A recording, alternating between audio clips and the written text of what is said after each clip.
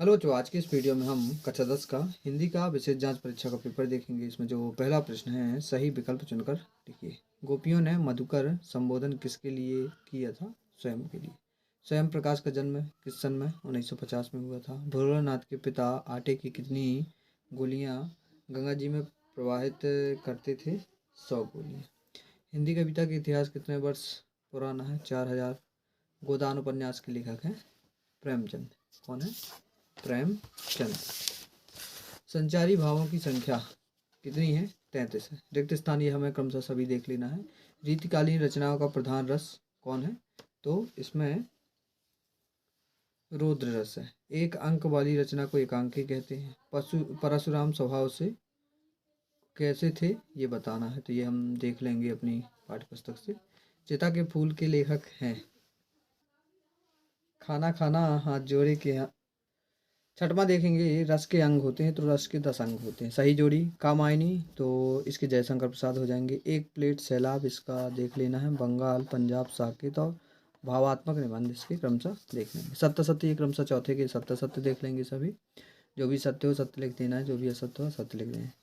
एक शब्द में उत्तर, 5 एक शब्द में उत्तर दिए गए हैं, देख लेना है। छठ में से ये क्रमशः हम क्वेश्चन देख लेंगे सभी। गोपियों द्वारा उद्धव के भगवान कहने में क्या व्यंग्य निहित है? अथवा में ये है। स्मृति को पाथेय बनाने से कवि का क्या आशय है? अथवा में ये। कवि की आंख फागुन की सुंदरता से क्यों नहीं हट रही थी?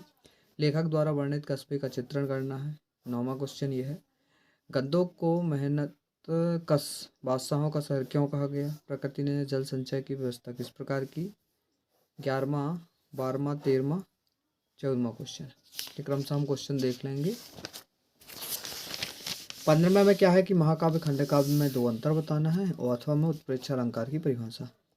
सूर्यकांत त्रिपाठी, निराला या सूरदास, 2 में से किसी एक पे 2 रचना या भावपक्ष लिखना है। अथवा में है नाटक एकांकी में अंतर बताना है। तो या तो इस पे कर देना है या तो इस पे। 17वां, मन्नू भंडारी अथवा रामप्रच बैनीपुरी जो है उनका साहित्यिक परिचय बताना इन बिंदुओं के आधार पे।